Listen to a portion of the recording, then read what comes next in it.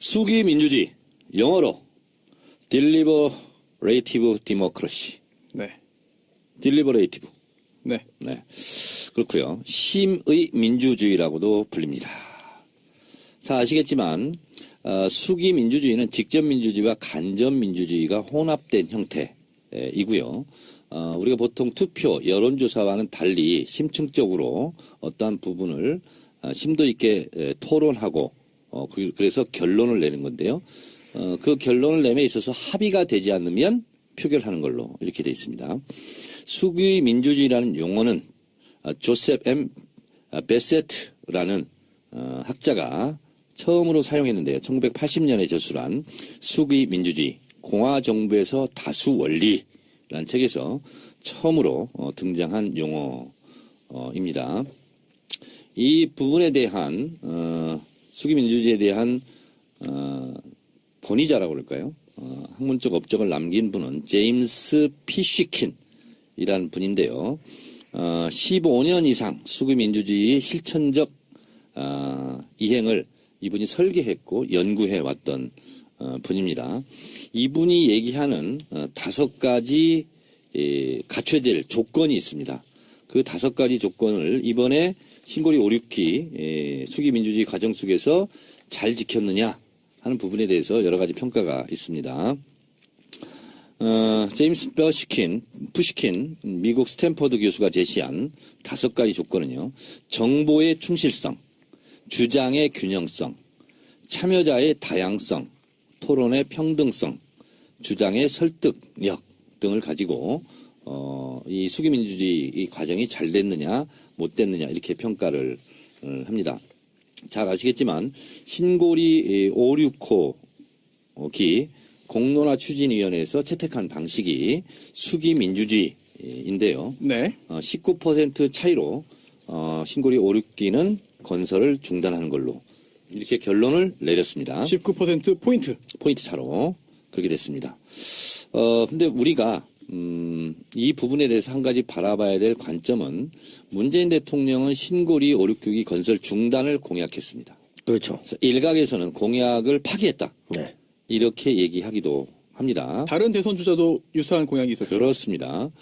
그런데 문재인 대통령은 자신이 공약했을지라도 다시 한번 국민들에게 물어봐서 그걸 따르겠다 했기 때문에 좀 더 저는 민주주의적인 지도자다. 저는 이렇게 개인적으로 평가를 합니다. 오늘 경향신문에서 첫 수기 민주주의 실험 실제 목격자들의 평가라는 기사가 떴는데요. 대체적으로 이 수기 민주주의가 첫 번째 시도였는데 대체적으로 잘 됐다 하는 것이 경향신문의 기사 제목인데요. 여러분들이 한번 참고해 보시기 바랍니다. 첫 수기 민주주의 실험 실제 목격자들의 평가는 해서 네. 오늘 기사가 떴는데요. 대체적으로 긍정적인 평가를 하고 있습니다. 저는 수기 민주주의 과정을 통해서 신고리 건설 중단이 결정이 됐는데 우선 신고리 건설 5, 6기기 건설 중단을 위해서 그동안 진짜 헌신적이고 몸바쳐 싸워오신 중단을 외쳤던 저도 거기에 속하고 네. 개인적으로는 문재인 대통령도 그런 입장이었습니다. 그분들이 좀 허망함, 허탈함 이런 것이 있을 것 같습니다. 그래서 그분들께 심심한 위로의 말씀을 전해드립니다. 그런데 이런 방침이 정해져서 그 공론화위원회의 결정을 따르겠다고 했고 청와대는 즉각 수용 입장을 밝혔습니다. 그래서 그 부분은 그렇게 갈 것 같습니다. 근데 우리가 이 부분에서 한 가지 우리가 짚어봐야 될 것은 노무현 대통령이 탈원전 정책을 공약을 했지만 노무현 정부 5년 동안 원전을 다 없애버리겠다. 그런 게 애초에 공약이 아니었습니다.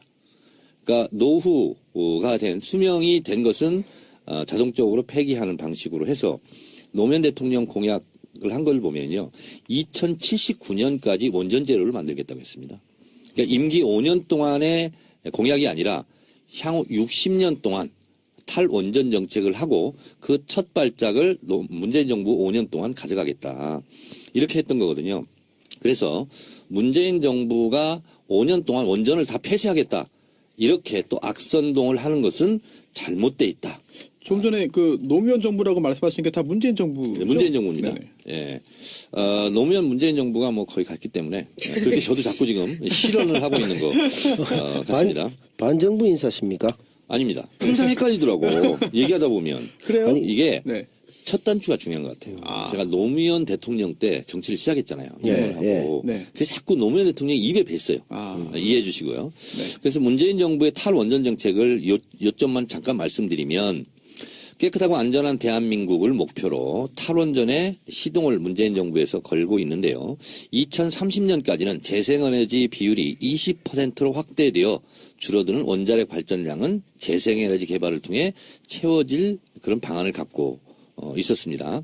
그래서 원전 제로 시대는 약 60년의 시간이 소요되고요. 가동 원전을 2017년 24기에서 2030년 16기, 2040년 12기로 줄이고 2019년 비로소 원전 제로가 된다. 이런 장기적인 플랜을 갖고 있었습니다. 2079년이죠? 그렇습니다. 마지막에. 2079년. 예. 근데 이것이 진짜 차질이 좀 빚어진 것은 어쩔 수 없는 것 같습니다. 그래서 신고리 5, 6호기 이 부분이 이제 건설이 중단될 수밖에 없는 이런 상태입니다. 신고리 5, 6기가 왜 이렇게 심각했냐면 2016년 9월 10일 경주 지진 이후 600여 차례가 넘는 지진 등이 일어났습니다. 이게 상당히 좀 위험한 거죠. 그리고 방사성 폐기물, 환경비용, 사고위험 비용, 갈등 비용 등 사회적 비용을 감안하면 원자력의 경제적 비용은 늘어날 가능성이 더 훨씬 크다는 거죠. 그리고 앞으로 대체 에너지가 개발되고 했기 때문에 무공해 안전한 그런 재생에너지, 신대체 에너지로 앞으로 에너지 충당을 하겠다. 이렇게 이제 발표를 한 거죠. 근데 그것이 이제 계획에 수정을 이제 가할 수밖에 없는 그런 상황이 됐다. 이렇게 되고요. 저는 이번에 공론화위원회의 이 과정을 보면서 2박 3일 합숙도 했더라고요. 네. 그래서 반대편, 건설 반대, 그리고 건설 찬성, 양쪽의 전문가들이 나와서 발제도 하고 이렇게 했는데 그것이 뭐 불공정했다. 내부에 이제 이런 시비거리가 없는 건 아닙니다. 디테일한 문제로 들어가 보면 그러나 이것이 전 국민적으로 이 부분이 그렇게 부정적인 평가를 받고 있는 것 같지는 않습니다. 그래서 한번 시도했던 이 수구 민주주의가 다른 분야에까지 좀 확대되는 것이 어떻겠느냐 이런 여론을 지금 형성하고 있는 것 같습니다. 저는 직접 민주주의와 간접 민주주의 형태가 혼합돼서 이렇게 집단적으로 한번 어떤 문제에 대해서 깊이 있게 들여다보고 공부하고 토론회에서 내는 이 도출 과정 이것은 역대 정부에서 없었던 첫 번째 실험이었고 그래서 지금 좀 부족한 부분이 있다면 좀 더 보완해서 이렇게 국가 정책을 갈등을 유발할 수 있는 정책 같은 경우는 이렇게 합의해 나가는 과정이 앞으로 필요하지 않겠는가. 이것이 숙의 민주주의이면서도 성숙 민주주의 아닌가 그런 생각을 해봤습니다. 네, 말씀 잘 들었고요. 저도 굉장히 긍정적으로 지금 지켜봤는데 남배우님 하나 좀 질문 드릴까요? 궁금한 게 있습니다. 네. 이번에 사실 그 원전 관련해서 찬성하는 분도 계셨고 네. 또 반대하는 분도 계셨습니다. 뭐 팽팽했죠. 처음에 시작할 때. 그런데 결국 이 수기 민주주의 절차를 거쳐서 나온 그 결론에 대해서 과연 그 반발이 없었는지 뭐 그 부분에 대한 여론은 어땠는지 좀 궁금하네요. 반발은 충분히 있었고요. 그 그런가요? 이후에도 탈원전에 대한 것들을 꾸준히 얘기하겠다고 얘기했고, 뭐 그건 당연히 이제 소신이고 정책적으로도 맞다고 판단하신 분들은 계속적으로 이제 탈원전 해야 된다 얘기를 하실 것 같은데, 네. 앞서 말씀하셨듯이 우리가 실험해 보지 못했던 그 민주주의적 절차나 과정을 통해서 그 문재인 대통령도 자신 입장과 반대되기는 하지만 어쨌든 이런 과정들을 통해서 우리가 한층 성숙해졌다. 이런 부분은 굉장히 큰 성과 같아요. 그래서 오히려 이 원래 굉장히 반대했던 분들 입장에서도 좀 서운하지만 네. 이 참 성숙한 이런 그 네. 수기 민주주의 과정을 이 정부가 도입했다는 것에 대해서는 칭찬하는 것 같아요. 네, 결국은 뭐 모두가 인정할 수 있는 결론이었다라는 그런데 이제 점에서 네. 아쉬운 건 이런 부분이 있죠. 아무래도 네네. 이제 원전을 개발하고 원전을 만들고 이런 부분들이 훨씬 더 여론을 많이 장악할 수 있고 전문성도 많이 갖고 있고 뭐 이런 여러 가지 부분들이 있기 때문에 이런 그 얘기를 할 때 상대적으로 여러 가지 그 대응 논리나 과학적 분석이나 이런 부분들에서 조금 기울어진 게 아니냐 이런 얘기는 있을 수 있다고 봐요. 그래서 향후에 다른 문제를 논의할 때도 충분히 그런 조금 네. 이해될 수 있을 정도의 균형을 좀 맞춰주고 이렇게 결론이 난 다음에 네. 더 성숙하지 않을까. 아무래도 이쪽은 원전에 대해서 너무 많은 연구를 하고 이제 네. 여론을 장악하고 원전도 나왔기 때문에 네. 좀 시민단체나 이쪽이 좀 불리하지 않았나 이런 부분이 있는 것 같아요. 손 의원님 일단 이 수기민주주의 방식에 대해서는 뭐 긍정적으로 보시나요? 원래 문재인 대통령 이런 사람이에요. 많이 어. 듣고 그리고 들어줘요. 그리고 자기가 보기에 아니라고 생각하면은 네. 단호하게 얘기를 하고요.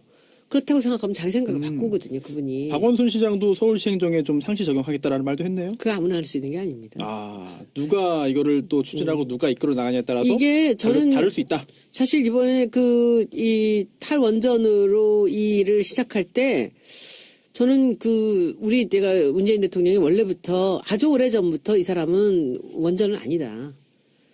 이걸 인간이 원전으로부터 벗어나야 된다라는 아주 추천하신 분이거든요.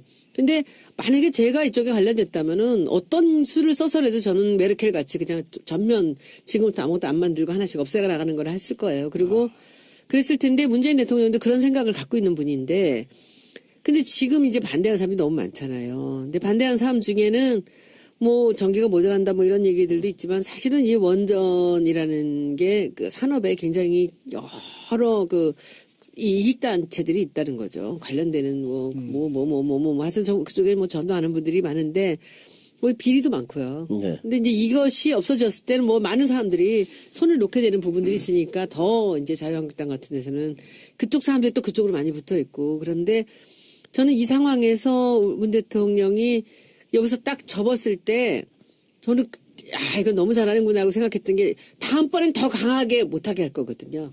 그리고 이번에 이 수기민주주의의 결과는 다음번에 사람들의 마음을 굉장히 많이 돌릴 거라고 저는 생각합니다.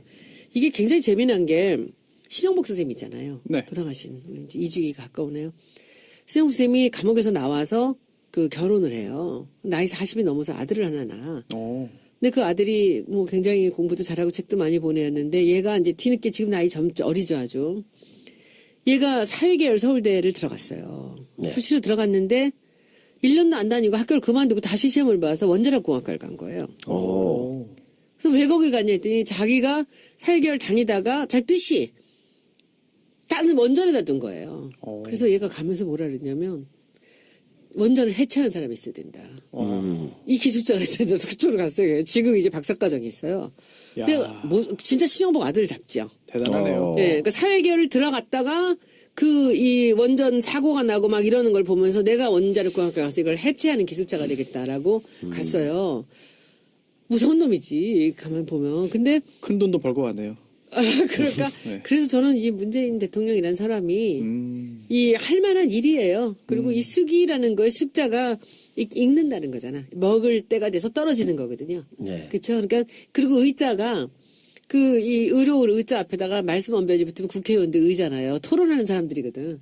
서로 얘기를 하는 사람들인데 이거서 떨어질 때까지 결론이 날 때까지 얘기를 하는 거죠. 그러니까 숙이라는 거는 정말 그 숙자가 정말 성숙한 단어거든요. 요게 그러니까 숙자로서 숙으로 토론을 하는 거죠. 그러니까 서로 납득될 때까지 하는데 이번에는 이제 조사를 통해서 네. 했죠. 그러면은 이번에 만약에 우리 쪽 이게 원전을 이제 탈원전을 하자라는 쪽이 점수가 많이 나왔다면 다음번에 일하기 좀 어려웠을지도 몰라요. 근데 이번에도 사실 탈원전 하자는 쪽은 많긴 했습니다. 그러니까 근데 이번에 19%로 건설을 계속 해야 된다라고 결론을 내린 이유는 신고리 5, 6기가 이미 공사가 들어갔어요. 그렇기 때문에 거기서 나오는 피해, 손해액 이런 거 있잖아요. 이것 때문에 사실 결론이 난 거예요. 다만 이미 시작한 거니까 중단하는 데는 피해가 너무 크니 손해가 너무 크니 일단 가자. 그러나 탈원전 정책은 맞다. 그래서 탈원전 정책에 대한 지지는 더 높아졌어요. 오히려 네. 네, 높아졌고요. 야권에서 또 이런 말에 대해서는 어떻게 반박했을까요? 사과하는 거? 법적인 근거가 없다. 이 수기민주주의 뭐 다 좋다. 그런데 이걸 가지고 해가지고 일단 멈춰놓고 이걸 통해 가지고 의사결정하는 게 뭐 법적인 근거가 있냐? 사과해라. 라고 말을 합니다. 걔들 말은 들을 거 없어. 네. 이것은 정부의 정책으로 충분히 할 수 있는 거죠. 우리가 법으로 하지 않고 대통령 시행령으로 하는 게 굉장히 많습니다. 그렇게 이해를 하시면 좋을 것 같고, 그래서 문재인 정부는 방향을 선회했습니다. 원전을 짓고 수출하는 걸로 돈을 벌지 않고 앞으로 해체하는 걸로 기술을 전환을 하겠다. 네. 그래서 해체 기술도 수출할 수 있지 않습니까? 예. 전 세계에 퍼져 있는 원전을 해체하는. 그런 면에서 본다면 신영복 선생의 아드님은 아주 잘 간 것 같아요. 지금 어린 나이. 그게 그 손변이 얘기하신 네. 돈도 많이 벌겠네라는 말이 맞네요. 아니 많이 벌 것 같아요. 그런데요, 그 네. 세계에 몇 명 있겠어요? 또 많이 벌어야죠. 오, 예, 정말 좋네요. 그 미래를 예측해가지고 한다면 좋은 일일 뿐만 아니라 돈도 많이 벌면 얼마나 좋겠습니까? 그렇죠. 그리고 아까 잠깐 나온 얘기 같은데 이제 전력 수급 같은 거 얘기하고 그러는데요. 네네. 전력 예비율이 120%가 넘어버렸습니다.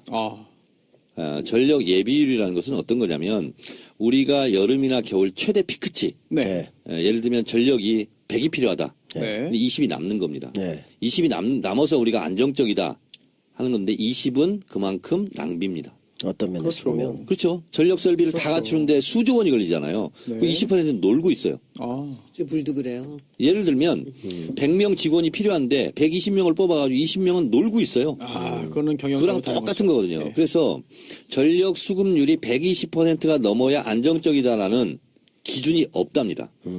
그래요. 지금까지 네. 원전을 계속 지어야 된다는 명분 논리로 이용된 거예요. 전력 수급률은 105% 내면 된다는 거예요. 왜냐하면 네. 제일 전력량이 많았을 때보다 5%가 많은 거예요. 그러니까. 그럼 평상시는 안정적이지 않습니까? 그렇죠. 그래서 전력 거래소장을 했고 현재 IAEA 자문위원도 했던 국제 원자력 기구인가요? 그렇죠. IAEA 아주 된가요? 김영창 교수가 이런 사실을 처음으로 지금 얘기하고 있죠. 이번에 그 수기민주주의 그 발표한 사람 누구예요? 김지영 전 대법관이요. 전 대법관. 멋있더라. 예, 그 노동법 관련해가지고 멋지더라. 전문가고. 제가 볼 때는 좀 뭐랄까 비디오적으로도 굉장히 멋있어가지고 아니 목소리랑 이런 네. 톤이랑 이런 게 마치 지난번에 그 탄핵 의결? 탄핵 의결했을 때 그 이정미 법관 네네. 같은 식으로 남자 그런 버전인 것 같아요. 30년 멋있었어요. 후에 손수 변호사도 그런 역할을 하면 잘할 수 있어요. 더 잘하지 그 정도는 더 네, 낫지. 비주얼 그러니까. 되고. 갑자기 그건 이상하게- 말도 안 되는 네. 소리 같아. 그죠? 넘어갑시다. 그러니까요. 네. 아재 개그보다 더 재미없는 얘기가 나왔습니다. 그렇지. 네. 이게 근데 만약에 이 의제 말고 뭐 다를 수 있겠지만 예를 들면 뭐 친일파 문제나 뭐 뜨거운 거 있잖아요. 그럴 때 이제 예를 들면 그 고민도 좀 있을 수 있을 것 같아요. 예를 들어 YS 같으면 뭐 예전에 뭘 할 때 그 좀 고민을 해보고 이렇게 비교해 쓸데없는 소리하고 사람해 뭐 이러고 바로 해서 그렇네요. 하나의 뭐 이런 박찬종 변호사랑 없앤 거 이런 게 똑같이 있잖아. 얘기했지. 예를 들면 좀 독재적이지만 네네네. 전두환이랑 비슷한데요? 그런가? 아니 전두환 두 분이 또 차라리 더 말을 들어주는 두 분이 끌고 가는 건 편이었네요. 좀 비슷하잖아요. 그래서 예. 그런 면에서 아니 보면 목소리가 그런 면에서 고민도 조금 있을 수도 있을 것 근데 같아요. 제가 요새 이상하게 제가 문바 같은 이상한 티를 내는데 누가 봐도 그런데 그거 뭐. 근데 옛날에는 별로 티 나요. 티 나요. 근데 이게 왜냐하면 편을 좀 들어줘야 되는 거. 딴 사람들 그 어린 시절에 이 사람의 성향을 잘 모르잖아요. 근데 그때 당시에 옛날에도 그 고시패스하고 이제 연수원 끝나고 나서 그 김현장 같은 데서 오라는 데도 안 갔잖아요. 그리고 내려갈 때도 무슨 저 고집이구나 마누라 데리고 저런 고생을 시키나 했는데 저는 이분이 자기 소신이 뚜렷한 반면에 어떤 부분은 다 들어주고 귀가 열려 있어요. 근데 웬만해서는 자기 생각을 잘 안 바꾸는데 저는 지금도 그 얘기 제가 몇 번 했는데 우리 그 평화시 나가던 날 있잖아. 12월 5일 날. 네.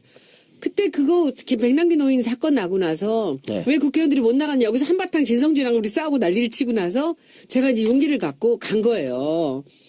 그래서 그 대표님 방에 들어가서 드릴 말씀이 있다 그랬더니 눈도 끄뻑끄면서 뭐죠? 앉으세요. 그래. 그래서 앉아서 그 얘기를 딱 했더니 저를 보더니 눈을 끄뻑끄뻑 하더니 우리 갑시다. 깜짝 놀랐어요 저는. 그때. 제가 얼마나 어렵게 이 얘기를 다른 사람들 다 반대했잖아요. 근데 얘기를 하는데 씩 웃으면서 눈을 끔뻑하면서 우리 갑시다. 그러고서 나간 거야 12월 5일 날. 그래서 그때 내가 내가 젊어서부터 저분을 잠깐 봤지만 저렇게 자기가 듣는 얘기와 받아들이지 않을 얘기를 이렇게 판단을 빨리 하시는구나라는 거 그때 제가 그 사람 문재인이라는 사람에 대해서 믿음이 가기 시작했어요. 근데 이번에도 운동권 1학년 때 경험은 이렇게 오래 갑니다. 그래요. 네. 왜냐하면 첫 경험이잖아 그런 게. 왜냐하면 손혜원 의원님도 처음 나갔다면서요. 정말지. 그러니까 그렇게 기억이 오래 가요. 아니야, 처음 나가서 오래 간 게 아니라 나는 내가 또 그때 국회의원은 1학년이라 얘기하는 줄 아니야, 알았습니다. 나는 그때 그 국회의원들의 그날 참여 같은 거 사실은요. 이거는 나중에 아니 근데 그 전에도 대통령이 국회의원들이 수십 명씩 나간 집회가 많이 있었어요. 그렇긴 했죠. 난 나중에 역사가 기록할 것 같아요. 문재인이 결정했던 그 저는 상황들이. 그때보다 더 감동적이었던 게 네.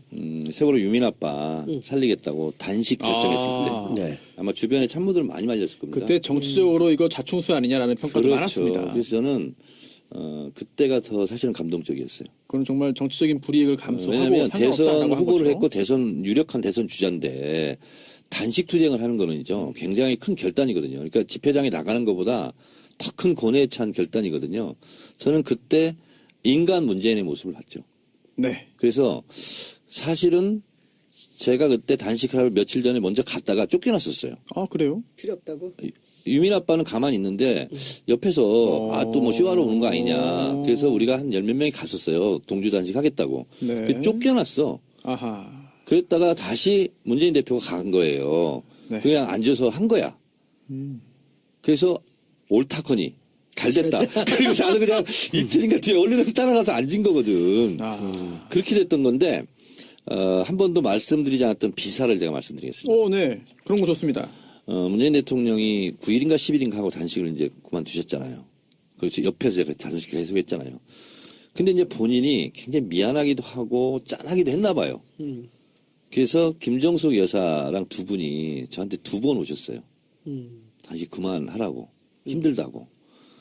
근데 오셔가지고 하는 말씀이 뭐냐면 왜냐면 단식을 난 무작정 시작했고 무작정 그만둘 수도 있잖아요. 근데 이제 정치인들이 단식 그만둘 때는 뭐 이런저런 명분이 있고 막 그러잖아요. 네. 혹시 그럴까봐 정 의원 혹시 단식 그만둘 때 필요하면 나한테 연락하라고.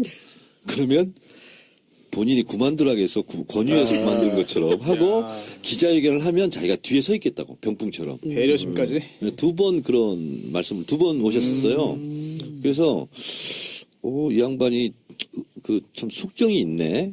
그런 생각이 좀 들었었어요. 2번이나 와서 그러셨다니까. 속정 있지. 네. 속정. 이게 제가 드린 말씀은 혹시나 네. 아주 극히 당연한 문제에 있어서 어허, 네. 적폐 세력이나 이런 사람들이 수기민주주의를 가지고 악용하거나 뭐 이럴 경우의 위험성에 대해서 얘기하면서 오히려 이 좀 뭐 우리가 바람직하진 않지만 네. 옛날처럼 그냥 너무나 당연한 문제에서는 그냥 통치권자가 마음대로 딱 했던 그런 시절도 있었잖아요. 네. 그런 얘기하면서 이 고민이 좀 든다 이런 말씀 드렸는데 결론은 이제 문재인 속정. 예, 문재인 대통령의 네. 훌륭함으로 끝나는. 그런데 하나 더 해야 돼. 신문 인사인 또 거 있어요? 확실한 것도 뭐예요? 보고. 빨리 주세요. 빨리. 정청래 의원의 보좌관이었던 김성애 보좌관이 제 보좌관이잖아요. 네, 네, 예. 그 전 국민이 다 알고 있습니다.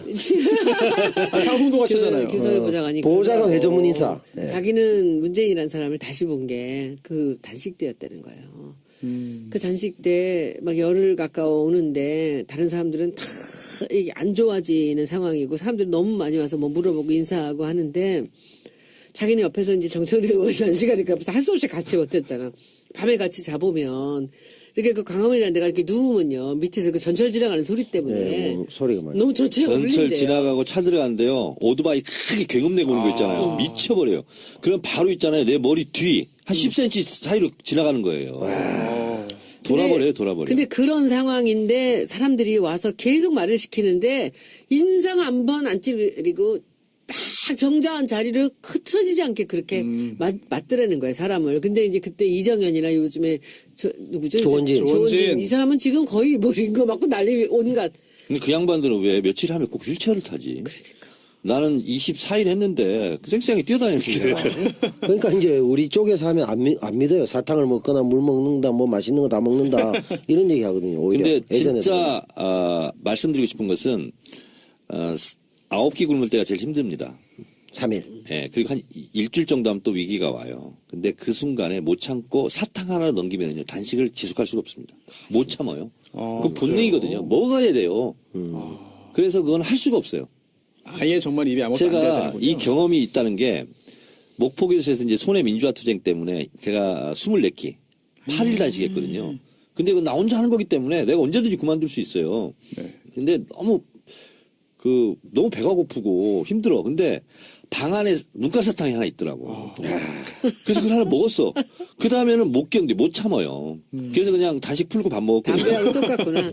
똑같아요. 담배도 끊다가 한 개만 펴보자면 그냥 끝장이야. 끝이야. 끝장이에요. 그냥 석 달 안 피다가도 무너지잖아요. 네. 그런 것처럼 단식도 중간에 뭐 먹어가면서 하는 거 아니야. 그거는 정말 무식한 얘기입니다. 얘기가 왜 단식으로 가요? 알겠습니다. 다시 돌아가.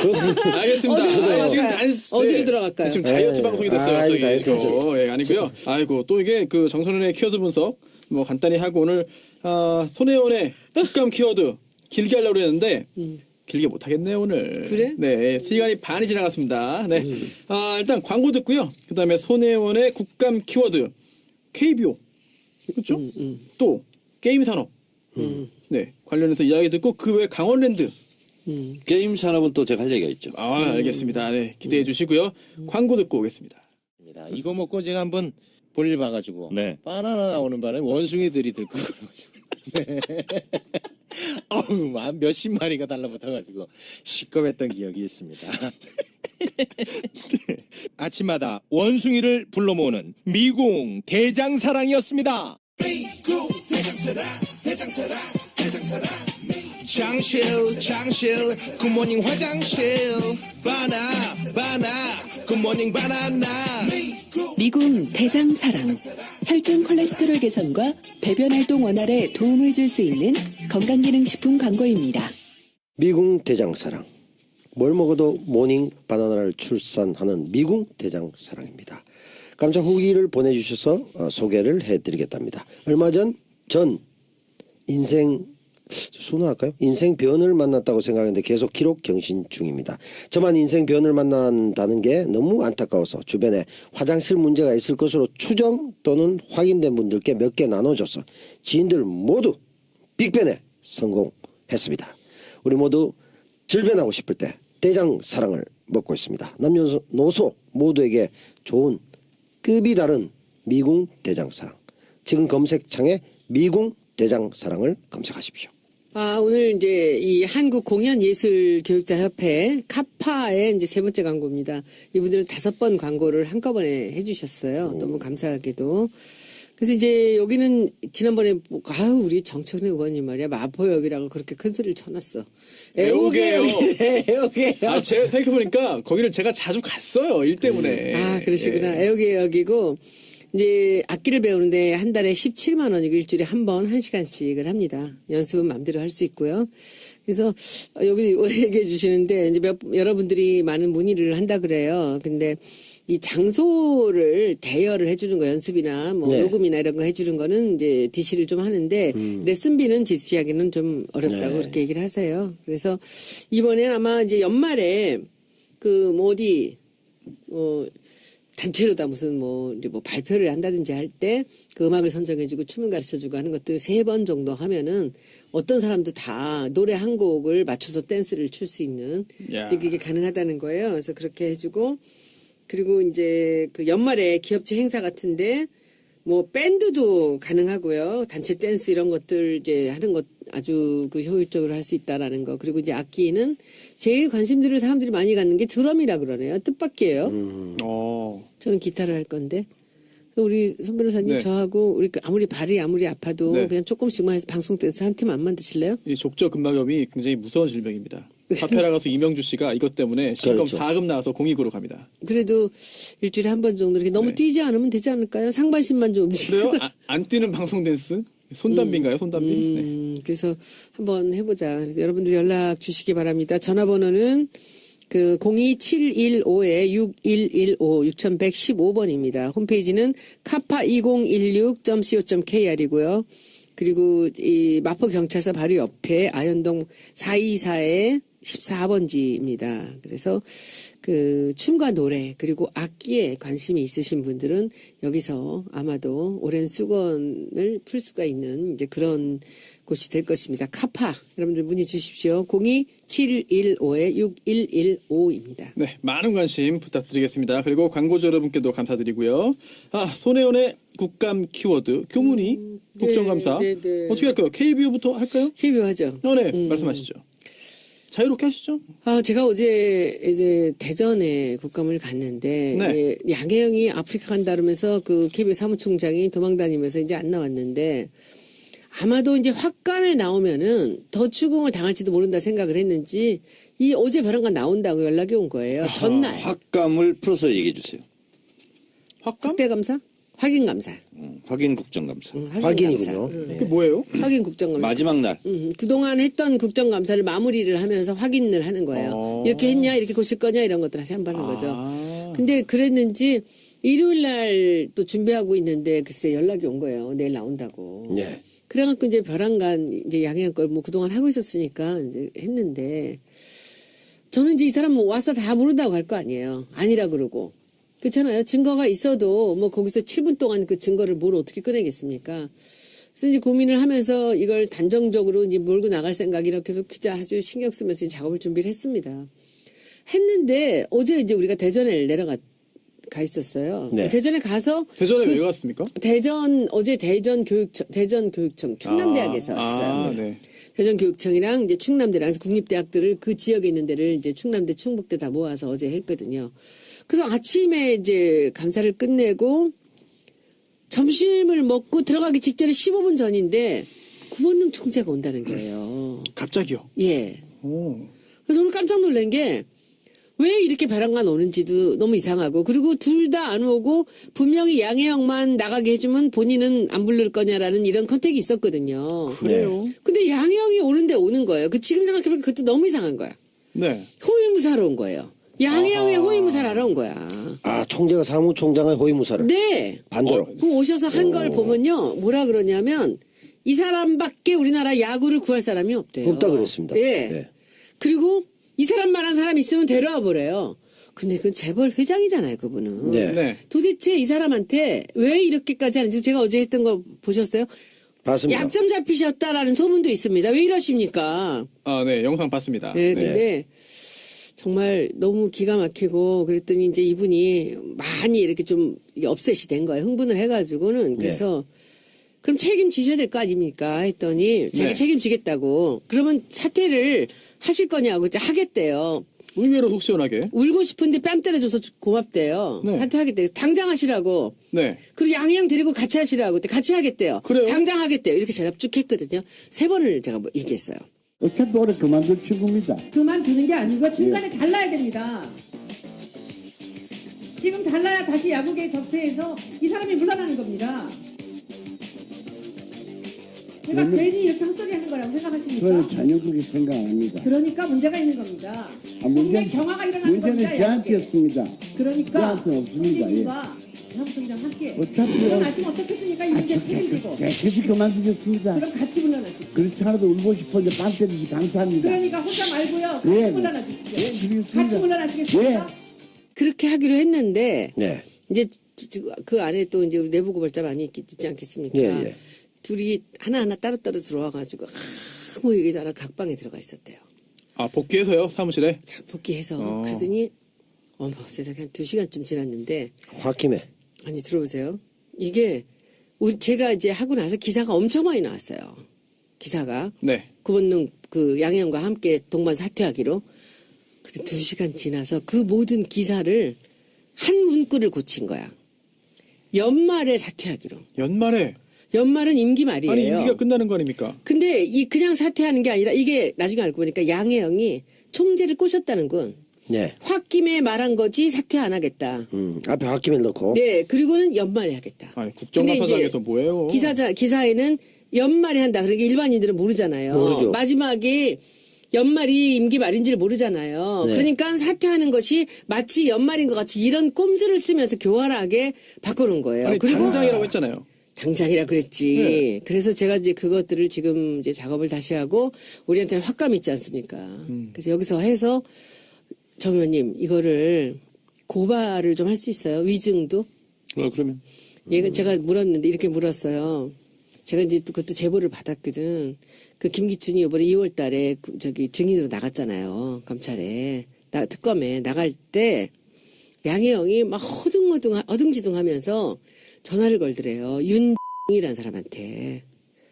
윤이라는 사람이 저기 김기춘 보좌관을 이 양혜영이랑 같이 했던 사람이래요. 여기도 같이 있었고.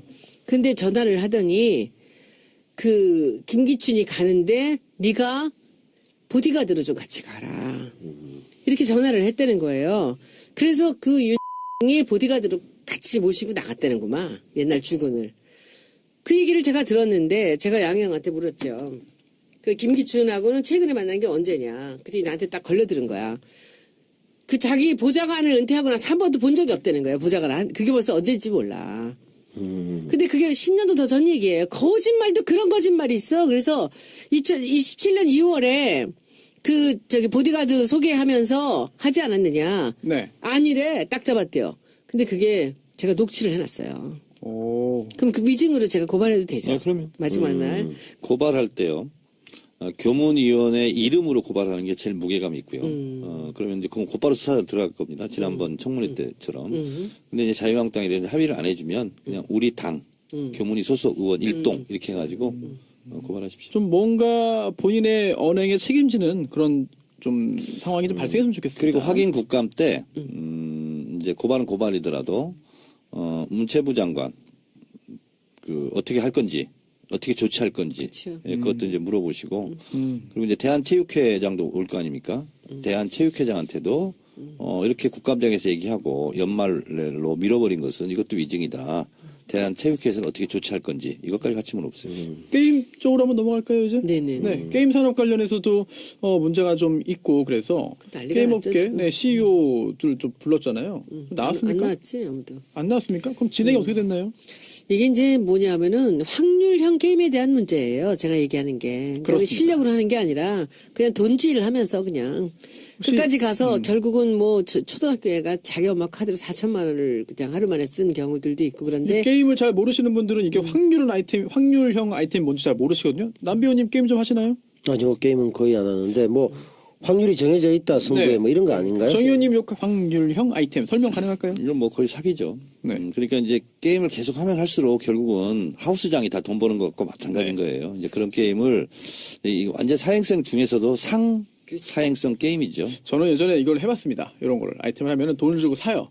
사면은 예를 들어서 뭐 칼, 방패, 칼. 네, 뭐 이런 게 있으면 정가가 있잖아요. 네. 등급마다 그걸 돈 주고 그걸 딱 사는 게 아니라 뭘 살지 몰라요. 럭키박스 같은 거예요. 뭐가 들어있는지 모릅니다. 아. 그래서 예를 들어서 계속 네. 돈을 내고 좋은 거는 정말 거의 없어요.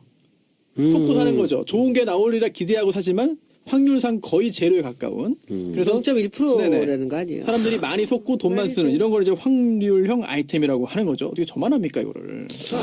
돈 좀 쓰세요. 제가 네. 게임 산업에서 잠깐 좀 네네. 중간 해설을 잠깐 하겠습니다.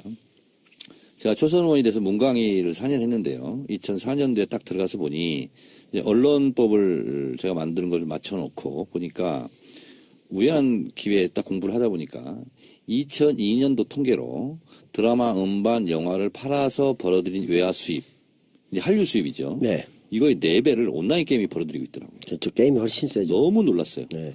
그래서 온라인 게임, 모바일 게임이 1등, 2등을 하고 막 있었어요. 그런데 온라인 게임 이 부분이 중국에서는 정식 체육 종목으로 채택이 됐더라고요. 우리는 그렇지 못하고 있는 상태. 그래서 이제 그 e스포츠 네. 그걸 이제 천착을 해서 제가 이제 공부를 쭉 하면서 쭉 했는데 더군다나 이제 게임이 그때 한 8가지 종류가 있었거든요. 그러니까 오프라인 게임이 있었고 온라인 게임이 돼 있는데 온라인 게임으로 플랫폼이 통일되는 이제 그 지점 앞에 있었거든요. 그래서 우리가 온라인 게임이 강하니까 우리가 IOC에 버금가는 IEC 네. e스포츠 종주국이 돼서 우리가 하면 좋겠다. 그래서 그때는 참 잘 나갔어요. 특히 이제 스타크래프트는 뭐 한국에서 거의 뭐 빌로퍼가 만들었지만 미국에서 만들었지만 우리나라 게임이라고 할 정도로 네. 성황을 이뤘고 그리고 프로야구 스포츠 단처럼 다 게임단을 만들어서 이렇게 했는데 이거의 그 부가가치 창출이 굉장히 많았고 미래성장 동력이라고 저는 판단을 했어요.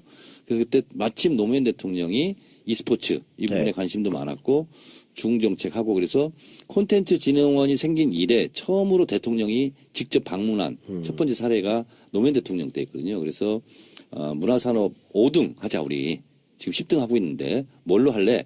일본은 전체 만화 시장의 60%를 독점했거든요. 네. 미국은 뭐 거의 다 독점하고 우리는 그러면 제조업 분야가 선박업인데 조선업이 500억 달러 시장이었는데 당시 게임 산업이 700억 달러 시장이었어요. 그 정도로 강했거든요.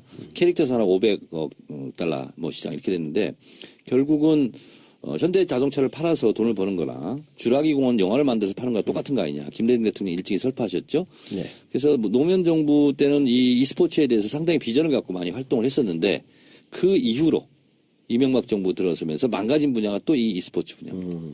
네. 그거는 뭐 그 이명박 박근혜 정부 같은 경우는 자기들이 국민을 상대로 한 도박 게임을 직접 시행하고 있었기 때문에 예. 그 게임을 더 활성화시킬 수 굉장히 없었겠죠. 안타깝습니다. 좀 전에 손 의원님 엄카 아시죠? 엄카.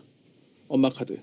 엄마 카드 4천만 원 결제했고 뭡니까? 좀 설명해 주시죠. 그게 이제 그 리니지 M 같은 데를 모바일로 초등학생이요? 초등학생이.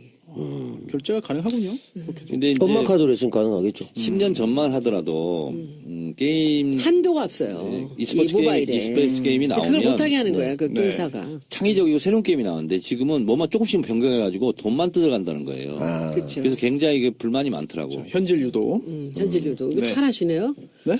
잘하시네. 조금 그 어깨 근데 그 잘 이제 모릅니다. 네. 종사하신 것 같아요. 언론사들이 이제 그런 그 아주 그 좀 그런 이제들이 붙어 있고요. 그러니까는 이게 게임 업체들이 자기들끼리 이것을 카르텔 같이 뭉쳐 있는 거예요. 그리고 거기에 언론사도 몇 개 붙어 있고 거기 댓글 부대들이 또 있어요. 게임 산업협회라고 있었죠. 근데 여기서 이제 큰 피해를 보는 건 유저들하고 그리고 게임을 개발하는 사람들 개발자. 있죠. 개발자들이 늘 이런 그 확률형 게임만 만들다 보니까 제대로 된 그 정말 상품성 있는 정말 예술성 있는 그런 게임을 못 만들잖아요. 그럴 기회가 안 오는 거죠. 대기업들이 다 이쪽으로만 가 있으니까. 그래서 이제 제가 그 자료 요청을 한 게 뭐냐면 확률형 게임이 전체 게임에서 몇 프로가 되느냐 말 안 해요. 안 줘요. 그리고 매출에서 얼마냐 몇 프로 안 줘요. 딱 자기들이 딱 담합을 하고 안 내놔요. 아 그래요. 안 내놓는데 지금 이제 중요한 거는 뭐냐면 문체부에도 이 적폐들이 그대로 있다는 거예요. 그러니까 제가 이 일을 여명숙 지금 게임관리위원회 위원장하고 네. 했잖아요. 네. 이 양반 목을 걸어내고 한 거예요. 300명 국회의원 중에서 이걸 받아준 게 저 하나밖에 없대요. 아, 그러니까 지금 우리 당에서도 전부 적입니다. 내가 완전 쥐레밭에 들어간 거야 지금. 그러니까 뭐 지금 댓글로 폭파잖아 거의. 네. 그래서 제 댓글 지금 친구만으로 조정했어요. 왜냐면 별별 사람들이 다 와. 아 그러면 주로 공격 내용이 네가 뭐 알고 그러느냐? 네가 손해- 게임 뭐 알고 그러냐? 게임 자체를 망치려고 그러냐? 손혜원 뭐 이런 의원이 거야. 게임 산업을 이렇게 위축시켜야 되냐? 막 이렇게 나오는 말도 안 거예요. 되는 소리거든요. 그 얘기가 아니고 그 게임이라는 건 정말 21세기에 저는 가장 훌륭한 아트라고 봐요. 그렇죠. 이 가상현실, 가상세계로 가서 사람들한테 경험을 네. 주면서 그것이 놀이가 돼야지 노름이 돼서는 안 되잖아요. 폄하할 이것도 대상은 아직의 아닌 거죠. 그겁니까? 아니 명언입니다. 아 이거 명언이죠. 놀이가 돼야지 노름이 되면 안 거예요. 된다. 놀이가 돼야죠. 즐거우면 돈을 내고 하잖아요. 네. 근데 그게 노름이 돼서 돈질을 하게 만들면 안 되는 거지. 그렇죠. 근데 그걸 어린아이들 상대로다가. 한때 그 팡야라는 게임이 있었어요. 네. 그 굉장히 인기 있었고 예를 들면 그런 걸 만들어야지 만들려면 방향 좀 하셨어요? 저는 안 했어요. 저는 근데 스타크래프트. 우리 근데 저기 손변이 게임 좀 하시는 것 같아요. 아, 좀 잘 못해요. 아니 내가 근데 어제 채널 돌리다가 네. 스타크래프트를 또 하대 지금도. 네. 오랜만에 봤어요. 몇 년 전에. 투요? 몇 년 만에. 아니 원. 원을? 네. 아, 원 대회가 재미없어. 또 있어요? 재밌던데. 그래요. 저는 이제 스타크래프트를 제가 좀 배워가지고 초선 때는 일일에 싱글 게임을 매일 했어요 제가. 그래서 컴퓨터 세대랑 나랑 붙으면 내가 승률이 100%였어요. 그러니까 이게 기술이 좋아서 게임에서 이기는 건 전 좋다고 봐요. 근데 기술이 아니라 무조건 시간에 확률 연습해가지고. 갖고만 하는 거 이건 안 되죠. 그렇죠. 근데 오늘 제가 이 전북 병원에 또 하나 되게 그 좀 의미 있는 그런 이제 일을 하고 왔는데 국감에서 그러니까는 작년이에요. 작년 이맘때 9월 달쯤에 그 한 가족의 할머니와 누나와 이 2살 박이 애가 셋이서 이렇게 길에 있다가 레카차가 뒤로 미끄러져 내려오면 셋이 다 사고를 입은 거예요. 네. 그래서 셋이 다 전북대학 병원을 간 거야. 국립대학이죠. 갔는데 그 이 엉치뼈 여기 이 골반뼈가 다 으스러졌는데 이 미세한 그 신경을 잇는 사람이 없다고 7시간을 둔 거예요. 아이고. 그래갖고서는 뭐 다시 이제 뭐 어디 수원으로 병원을 갔는데 과다출혈로 죽은 거예요. 그리고 그 할머니도 7시간 반을 뒀다가 그 마취 주사를 맞고 50분은 뒤에 수술을 했어요. 근데 그 수술이 선생이 없었던 거예요. 그 당직 선생이 있어야 될 거 아니야. 당직이 어디론가 간 거예요. 그래서 결국은 게임하러 갔구나. 술을 먹었겠죠. 저는. 술을 먹. 그러니까 못 왔겠지. 게임사는 왜 또 그래서 일찍 결국은 시키십니까? 다른 사람이 7시간 뒤에 나타났는데 그 사람도 약간 술 냄새가 났다라고 옆에 증언이 나오는데 그게 국립대학이 할 일입니까? 그리고 이 가족들이 이제 저희한테 다 보내온 건데 뭐냐면 한 번도 사과를 안 했다네. 진심으로 병원장이 한 번도 사과를 안 했대. 그래서 오늘 이제 한바탕 하고 나서 사과를 무릎 꿇고 사과하시라고. 가족들 만나서 제대로 가족 중에 둘이 죽었잖아요. 세상에 그것도 절대 접고 제가 딴 병원 선생님한테 물어봤더니 뼈가 부러지거나 하는 사고로 절대 죽지 않는데요. 그렇죠. 근데 죽었다면 그것은 과다출혈. 골반 부분을 다쳐서 과다출혈로 죽었을 거래. 이 핏줄이 많이 모여있다는 거지. 아니나 달라 과다출혈로 죽은 거예요. 근데 그거 하나 응급처치할 사람이 없다는 거예요. 이 전북대가. 오늘 그거 하고 왔어요? 네. 오늘 그러면 사퇴하세요. 하나 하고 사과하세요. 하나 두 개 하고 오셨네. 큰 일을. 사실 국감 관련된 내용 간단히 좀 살펴보고 마무리하고 그다음에 또 민주노총 관련해서 네. 정 의원님이 또 하실 말씀이 청와대? 있지 않겠습니까? 그래서 국감 관련해서 다른 이슈도 좀 짧게 좀 짚어보면은요. 강원랜드 네. 권선동 의원뿐만 아니라 사촌 동생 권은동 강원도 축구협 회장입니다. 인사청탁에 연루되어 있다는 그런 주장이 나온 건데 국정감사장에서 이런 주장이 나왔어요. 자, 그런데 여기에 대해서 자유한국당은 적반하장식으로 이거 도대체 자료 출처가 뭐냐, 위법하게 수집한 거 아니냐라고 물타기를 하고 있습니다. 자, 그 뜻은 뭐야? 위법하게 했다는 거 사실인데 어떻게 알았냐? 이거지. 그런가요? 그거죠. 뭐 정윤회 문건 때도 그랬잖아요. 네. 사실이전 왜 유출했어? 네. 그잖아요. 아니, 우리 정치알바가 이제 약간 좀 법 관련된 또는 재판 관련된 수사 관련된 부분이 나오면 얘기가 끊어집니다. 제가 질문을 드리면 다들 약간 좀 외면하시는 것 같아요. 대답할 사람이 네. 질문하니까 그렇지. 본인이 약간 알아서 좀 그냥 하시라고. 그래요? 자문자답이죠. 아니 뭐 그래서 뭐 수사하면 나오겠죠. 네, 나오겠죠. 네. 그리고 또 사실 또 지난주에 여러 사람들이 또 관심 있게 봤던 게 아주 그냥 분하면서 분통을 터지면서 봤던 게 정우택 의원하고 함승희 강원랜드 사장 사이에 반말 왜 반말해 뭐 이런 거 있잖아요. 그것도 보셨나요 좀? 네. 아니 뭐 밤도 아닌데 밤말에. 네. 남 배우님 보셨습니까? 영상? 네. 2살 많으니까 함승희 전 의원이 빈정이 상하겠죠. 그래서 일종의 그 친박들이 지금 상황이 어렵잖아요. 네네. 네, 박터지기 직전에 친박 대란 중에 하나였다. 근데 국회의원 출신들이 증인 나오셔서 또 그러고 굉장히 좀 그런 게 고압적인가요? 약간 좀 뻣뻣하죠. 가닥이 있는 나도 거지. 해봤다 나도 이거지. 해봤어. 내가 해봐서 왜 아는데 나한테 이래 뭐 이런 건가요? 야 내가 공천 받았으면 몇 선인 줄 알아? 뭐 이런 뜻이 깔려있겠죠. 야 너 초선이지? 뭐 이런 뜻이겠죠. 나 국회의원 때 너는 뭐 있었어? 그런 거죠. 그런 거지. 네. 네. 그럼 정 학교 의원님 다녔는데요. 정 의원님 같은 경우에는 야 13579 때 내가 하는 거야. 다음에 반드시 한다 21일 때 딱 이렇게 나오는 거지. 13579. 네, 홀수 때만 하시는 거예요. 17대 19대 20대 안 되잖아. 21대 하시고 그렇게 해서 10선까지인가 20대 안 된다고 그래요? 10년 내년에 한다고 보궐선거가 얼마나 쏟아져 거의 나오는데? 120세까지 하신다 그랬죠. 일단 건강 유지가 관건이네요. 그렇죠. 단식도 많이 했기 때문에 아마 오래 사실 거예요. 3일 정도는 라면 하나로 사시는 분인데 뭐 사실 충분히. 촛불 이제 벌써 1년이 지났습니다. 네. 그렇죠?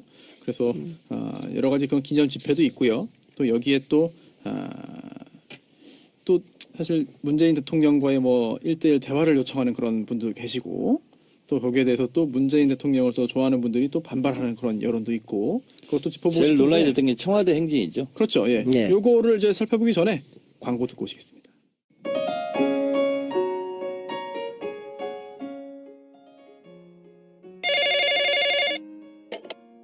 언니, 오늘도 퇴근하고 바로 집으로 가요? 그럼. 근데 왜 요즘 바로바로 집으로 가요? 집에 누구 있어요? 집에서 기다리고 있는 가지산 돼지국밥. 오늘도 가지산 돼지국밥 먹어요? 당연하지. 내가 4인분을 시켰는데 양이 너무 많아서 나한테는 8인분이야. 안 질려요? 완전 집밥이야, 집밥. 우리 엄마가 해준 것보다 더 맛있어. 특히 국물이 따봉. 엄마가 만들고 아들이 판매합니다. 가지산 돼지국밥. 주문 전화 010-9625-3900. 쇼핑몰은 네이버에서 가지산 돼지국밥을 검색해주세요. 4인분 단위로 판매되며 고기와 육수는 추가 주문이 가능합니다. 가지산 돼지국밥. 많이 사랑해주세요. 아휴, 어디서부터 시작해야 할지 막막하네. 왜? 무슨 일 있어? 나 예전부터 전원주택에서 사는 게 꿈이었잖아. 땅부터 덜컥 샀는데 딱히 아는 건축사도 없고 인터넷 뒤져봐도 누가 믿을 만한 건축사인지 모르겠단 말이지. 그래? 그럼 대한건축거래소에 의뢰해봐. 너 집 들일 때 우리 집 봤지? 그거 대한건축거래소에 의뢰한 거야. 대한건축거래소? 응. 온라인에서 간편하게 의뢰만 하면 나에게 딱 맞는 건축사를 매칭시켜주는 거지. 건축사와 직접 미팅을 해보니까 신뢰가 확 가더라고. 정말? 지금 당장 의뢰해야겠다. 이름이 뭐라고? 대한건축거래소. 살고 싶은 집을 살고 있는 집으로 쉽고 빠른 건축 중개 서비스. 대한건축거래소를 검색창에 검색해보세요. 가지산 돼지국밥. 네, 울산에 있죠. 가지산이 찬바람이 싸늘하게 뒷밤을 스치면 울산에 있어요? 돼지국밥이 생각나지요. 예. 너 호빵인 줄 알았네. 맛도 좋고 몸에도 좋은 가지산 돼지국밥. 100% 국내산 돼지 앞다리살을 마늘 사용하고 다양한 한약재와 함께 7시간 이상 구워 만든 육수로 돼지국밥 특유의 냄새가 없고 진한 국물이 특징이라고 하고요. 가지산 돼지국밥의 뜨거운 국물로 원기 회복을 하시고 천고마비의 계절 힘차고 건강하게 보내시길 바랍니다. 주문 전화는 010-9625-3900번 9625-3900번이고요. 홈페이지 주소는 가지산몰 한글로 .com입니다. 예, 청내당입니다. 네. 돼지산 가지국밥. 헷갈리네. 돼지산은 어디에 있는 산입니까? 가지산은 울산입니다. 가지산 돼지국밥. 가지산 울산에 있는 거 처음 알았습니다. 야, 제가 왜 그런가 하면 가지산 돼지국밥을 수다맨 무료화 당시에 광고할 때 최욱 씨가 고향이 울산임에도 불구하고 지가 홍보해놓고 가지산이 어딘지 몰라가지고 우리가 찾아봤습니다. 아이고. 네 집 옆이야 이렇게 된 거죠. 근데 최욱 씨는 사투리 별로 안 쓰네요. 울산 분인데. 부모님은 서울 분이고 이제 그 학교는 이제 울산 쪽에 다니다가 대학을 서울로 왔는데 그래서 정체성에 심한 혼돈을 겪고 본인은 유리할 때는 울산이라고 주장하고 아닐 때는 또 뭐 불리할 때는 아니라고 하는데 그러다 보니까 말투가 전혀 알 수 없는 그런 말투. 여기서 디스하시네 또? 실제로 우리도 알고 있습니다. 본인도 뭐 그랬는겨 이런데 전혀 TK 정서가 안 나옵니다. 남매님의 디스 잘 들었습니다. 네, 대한건축거래소 건축이 필요한 건축주와 건축사를 연결시켜주는 건축 중개 서비스 대한건축거래소인데요. 집 지으시려는 분들 많이 계시죠. 그럴 때 고민만 하기보다는 전문가 건축사의 상담이 필요합니다. 연락 주시면 친절하게 상담해 드리겠고요. 여러 건축사, 실력 있는 건축사들이 협업 제의까지 해주기 때문에 연락 부탁드립니다. 그리고 또 하나 단골 광고 주세요. 대한건축거래소 아주 기쁜 일이 있다고 합니다. 첫 딸을 출산했는데요. 축하드리고요. 아빠와 띠동갑이라고 합니다. 딸이 네, 24살? 36살? 36살? 48? 36이겠지. 그런가요? 24세 낳았으면 이런 거 아니지. 24또 띠동갑이잖아요. 아니 그렇지만 그 24세 사업을 할 개연성 희박하잖아요. 그렇네요. 36은 된다고 봐야죠. 저는 이제 좀 이따가 집 지면은 여기다 연락 드릴게요. 계획이 있으신가요? 저 남산에 있는 집들이 지금 다 팔려 나갈 것 같아서. 그래요? 그러면은 팔려 나간다는 게 무슨 말씀이세요? 누가 사기로? 그럼 제가 좀 정리를 해야 되잖아요. 그래요? 예. 그래서 그냥 신축이 아니고 신축이 있지 리모델링 있지 이런 거 다 봐주시지 않겠습니까 여기서? 그럼요 전문가인데요. 네. 아니 근데 한 채도 아니고 남산에 있는 집들이라고 하셨어요. 네. 남산에 집도 다주택. 둘. 뭐 둘도 복수고 셋도 복수니까. 건축 전문가가 필요할 때 사실은 셋이랍니다. 사실은 셋. 실소유주는 본인이라고 하십니다. 네. 대한건축거래소 대건소를 검색해 주시기 바랍니다. 네, 광고 듣고 오셨고요. 정 의원님. 네. 조금 전에 준비하신 그 내용 궁금합니다. 뭐요? 청와대 행진. 촛불 1주년 기념으로 이제 기념 문화재 이런 것도 하는데 청와대 행진 이게 이제 온라인에서 논란이 되고 있어요. 그래서 저도 꽤 크게 논란되고 있어요. 그래서 지금 이 시기에는 제가 또 증폭시킨 부분이 조금 있어요. 그렇습니까? 있습니다. 네, 저도 봤습니다. 네, 어제 그래서 제가 민주노총께 건의드립니다. 그래서 트위터 날렸는데. 트위터로. 뭐냐면 지금 이 시기에 청와대 행진은 적절하지 않는다. 그리고 오히려 이명박 그렇죠.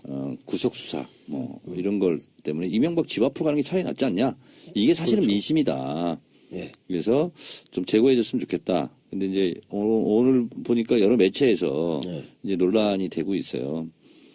그래서 제가 또 트위터로만 하기에는 또 그렇고 그래서 관계자한테 전화를 했습니다, 제가.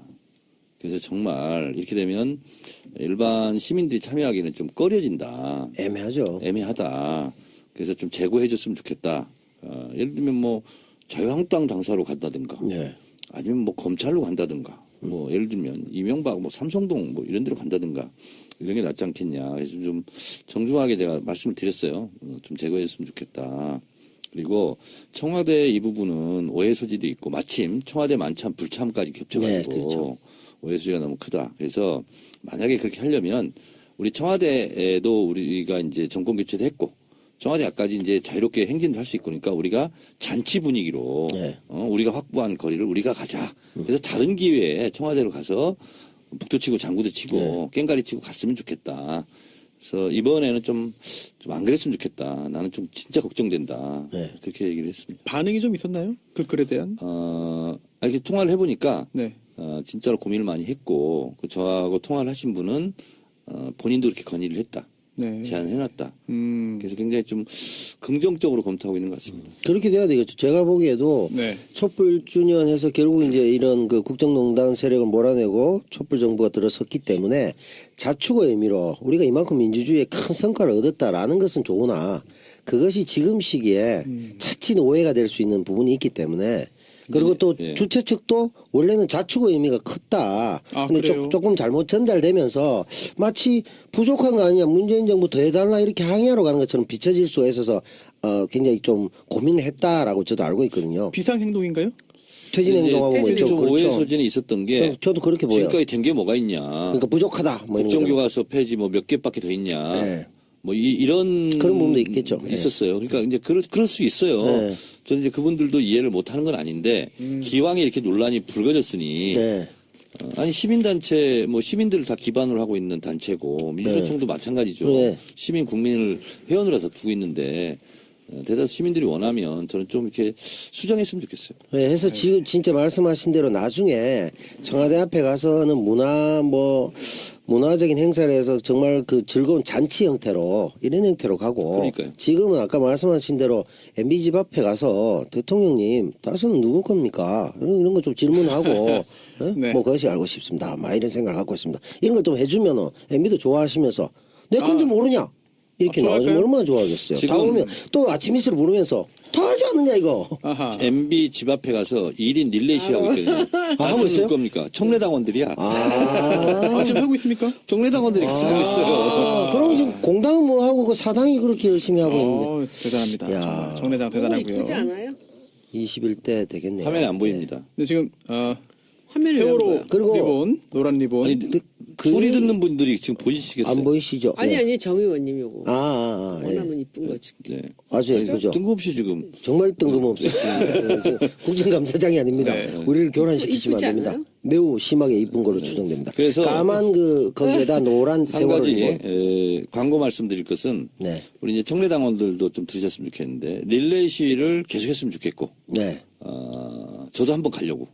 재밌는 일이죠. 마요. 네. 저도 가보고 싶습니다. 과연 MB집이 어떻게 돼 있는지. 왜냐하면 이 다스가 누구 겁니까? 이것이 한마디로 압축 요약된 거잖아요. 저는 그렇죠. 국회의원들도 가야 된다고 생각해요. 다 가야 됩니다. 이제. 그래서 이거 1시간 정도 1인씩 그걸 못 합니까? 이거는 뭐냐면 우리가 촛불 들고 적폐청산 박근혜 퇴진을 외쳤을 때 국회에서는 광장의 언어와 그리고 여의도의 언어는 다르다. 이렇게 얘기한 바가 있어요. 네. 저는 다스는 누구 겁니까? 이 질문은 국회에서 계속 해야 된다고 봐요. 근데 이것은 그냥 시민들이 하는 거고 우리 국회의원들은 하면 안 돼. 이렇게 생각하는 것은 굉장히 잘못됐다. 그리고 청래 당원들만 할 것이 아니라 너나 구분 없이 가서 1인 시위 다 할 수 있어요. 합법적이에요. 할 수 있어야 되고 국회의원들도 가야 되고 그래서 저도 한번 가서 1시간 정도 할 생각입니다. 그 민주노총 같은 경우는 안타까운 게 가서 이제 한국노총을 의용이라고 생각하겠지만 그쪽에서는 그것에 대한 불만이 있겠지만 가서 그 노동자를 대변하는 상징성이라든지 이런 것들을 보여주면서 이렇게 함께 가면서 현 정부가 더 이렇게 노동개혁을 갈 수 있도록 가는 게 좋지. 야, 이거 쟤들하고 우리를 같이 불러라고 하면서 싫어하는 건 전 좀 세다고 오늘 너무 노사정 좀 그래요. 위원장이 문성현 예. 그렇죠. 예전에 위원장이죠. 마창 노련. 그러면 예. 그분들 노동운동을 잔뼈가 굵은 분인데 저는 청와대 만찬에 뭐 갔지. 다른 이러저런 이유를 뭐 얘기했는데 좀 그렇죠. 가지 좀 그런 생각 가서 들어요. 훨씬 더 그 노동자를 대변하는 단체로 공인받을 수도 있잖아요. 한국노총보다 더 열심히 뭔가 하고 기분이 있으니까. 나빴을까? 근데 그 정도 뭐 예를 들어 산별 조직이 있는데 한쪽에 동일한 루트로 해서 쭉 해야 되는데 뭐 격이 다른데 뭐 산하 조직에도 연락하고 막 마구제비로 연락했느냐라는 건데 그건 조금 공색하죠. 그런 답변은. 하여튼 또 그러나 우리 민주노총도 좀 지금 욕을 많이 먹고 있더라고요. SNS에서. 근데 아쉽죠. 또 민주노총이 지금까지 또 해온 역할도 있고 그래서 너무 또 이렇게 감정적으로 이렇게 속상하지 않았으면 좋겠습니다. 그러니까 서로. 너무 일방적으로 대통령 왜 곤란하게 하느냐 식으로 너무 일방적인 친문적 발상으로만 접근하는 건 아닌 것 같고요. 그거는 그런 네. 면에서 필요할 네. 것 같아요. 수고 알겠습니다. 많이 하셨습니다. 아, 네. 128회 이쯤에서 마무리할까 생각되고요. 네. 사실 또 저희가 다루려고 했던 그런 주제가 많이 있는데 그 다안 중에 또 뭐 했습니까? 중소기업벤처부 장관 홍정학 전 의원 지명된 거 후보자. 뭐 이번에 이번에 뭐 전직 국회의원이니까 뭐 큰 문제가 없지 않겠냐 생각이 되고요. 그런 또 한 가지 이제 무려 50번째로 검토되는 후보자였다. 그만큼 적임자 찾는 게 어려웠다라는 점. 문재인 정부도 참 일하는 게 쉽지만은 않은 것 같습니다. 많은 분들의 지지 그리고 후원 성원이 필요할 것 같고요. 홍정하고 뭐 네. 장관하면 잘 하실 거로. 그렇습니까? 네. 알겠습니다. 뭐 좋은 인사 기대하겠고요. 세상을 바꾸는 정치 수다 팟캐스트 정치 하나에 바꾼다. 128번째 방송 여기서 마치겠고요. 청취해주신 여러분 감사드리고 정청래 의원님, 손혜원 의원님, 난태우 의원님 수고 정말 저거 많으셨습니다. 의원은 아닌데. 의원. 의원입니까? 네. 저 무슨 의원입니까? 의원. 의원입니까? 우원 아니었어요? 우원. 어리석은 사람. 어리석은 구성원. 남태우 우원. 네. 이왕 이렇게 된 거 광고 하나 남태우 하겠습니다. 의원. 아까 네. 구본능 총재하고 양혜영 네네. 사무총장 동반 사태를 이끌어낸 것으로 추정됐잖아요.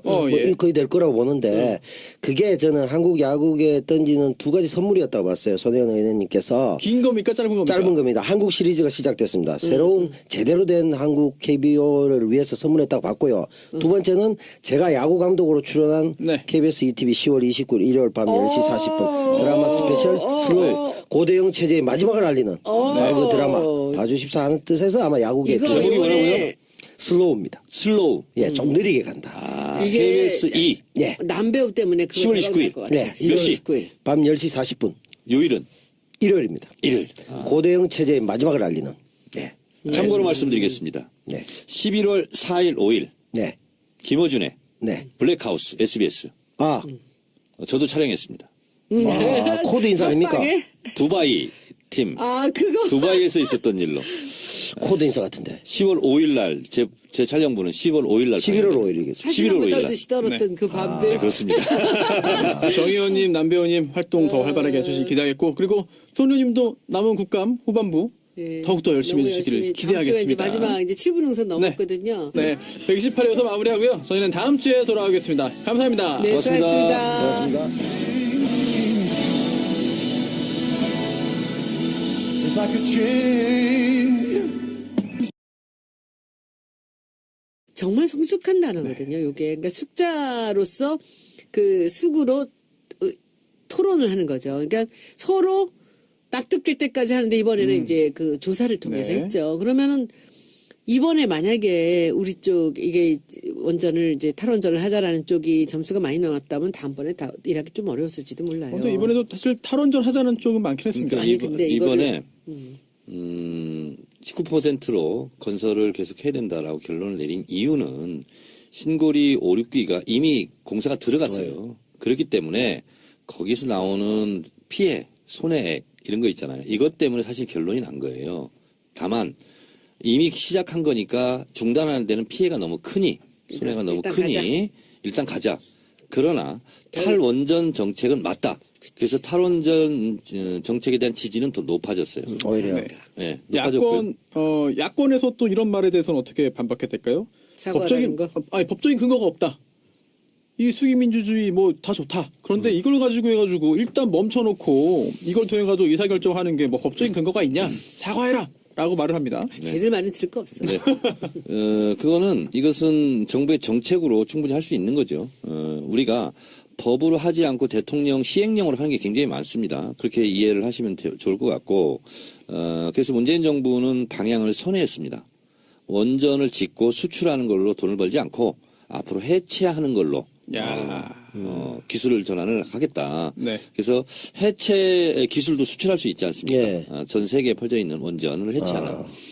그런 면에서 본다면 신영복 선생의 아드님은 아주 잘 간 것 같아요. 그게 그 손변이 얘기하신 네. 돈도 많이 벌겠네라는 말이 맞네요. 아니 많이 벌 것 같아요. 그런데요, 그 네. 세계에 몇 명 있겠어요? 또 많이 벌어야죠.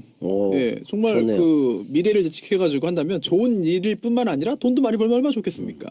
그렇죠. 저희가 아까 잠깐 나온 얘기 같은데 이제 전력 수급 같은 거 얘기하고 그러는데요. 네네. 전력 예비율이 120%가 넘어버렸습니다. 전력 예비율이라는 것은 어떤 거냐면 우리가 여름이나 겨울 최대 피크치. 네. 예를 들면 전력이 100이 필요하다. 네. 근데 20이 남는 겁니다. 네. 20이 남아서 우리가 안정적이다 하는 건데 20은 그만큼 낭비입니다. 어떤 면에서 보면. 그렇죠. 전력 설비를 다 갖추는데 수조 원이 걸리잖아요. 네. 그 20%는 놀고 있어요. 물도 그래요. 예를 들면 100명 직원이 필요한데 120명을 뽑아가지고 20명은 놀고 있어요. 그거는 경영 그거랑 똑같은 거거든요. 네. 그래서 전력 수급률이 120%가 넘어야 안정적이다라는 기준이 없답니다. 그래요. 지금까지 네. 원전을 계속 지어야 된다는 명분 논리로 이용된 거예요. 전력 수급률은 105% 내면 된다는 거예요. 왜냐하면 네.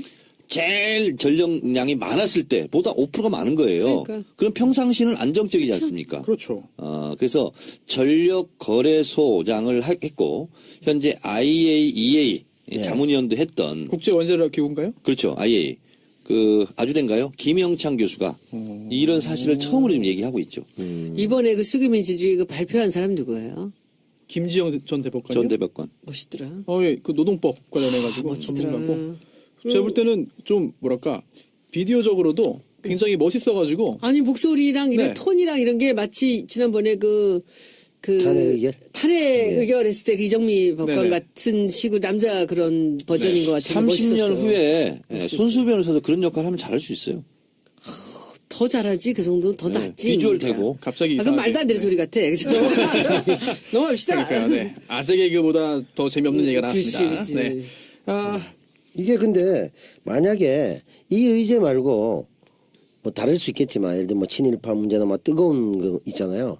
그럴 때 이제 예를 들면 그 고민도 좀 있을 수 있을 것 같아요. 예를 들어 YS 같으면 뭐 예전에 뭘 할 때 그 좀 고민을 해보고 이렇게 비교해 쓸데없는 소리하고 사람 해! 뭐 이러고 바로 해서 그렇네요. 하나의 뭐 이런 박찬종 변호사랑 뭐 이런 게 있잖아. 똑같이 예를 들면 좀 독재적이지만 전두환이랑 비슷한데요? 그런가? 아니 전두환 두 분이 또 차라리 더 말을 들어주는 두 분이 폴고 하는 건 좀 비슷하잖아요. 그래서 그런 면에서 아니 보면 목소리가. 그런 면에서 고민. 노무현 대통령 공약을 한 걸 보면요. 2079년까지 원전 제로를 만들겠다고 했습니다. 그러니까 임기 5년 동안의 공약이 아니라 향후 60년 동안 탈원전 정책을 하고 그 첫 발작을 문재인 정부 5년 동안 가져가겠다. 이렇게 했던 거거든요. 그래서 문재인 정부가 5년 동안 원전을 다 폐쇄하겠다.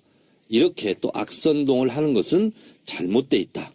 좀 전에 그 노무현 정부라고 말씀하신 게 다 문재인 정부죠? 네, 문재인 정부입니다. 네네. 예. 노무현 문재인 정부가 뭐 거의 갔기 때문에 그렇게 저도 자꾸 지금 실언을 하고 있는 것 같습니다. 반정부 인사십니까? 아닙니다. 항상 헷갈리더라고. 얘기하다 보면. 그래요? 이게 네. 첫 단추가 중요한 것 같아요. 제가 노무현 대통령 때 정치를 시작했잖아요. 네, 하고. 네. 그래서 자꾸 노무현 대통령이 입에 뱄어요. 이해해 주시고요.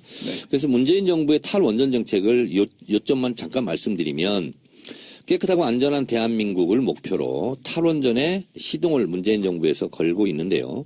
2030년까지는 재생에너지 비율이 20%로 확대되어 줄어드는 원자력 발전량은 재생에너지 개발을 통해 채워질 그런 방안을 갖고 있었습니다.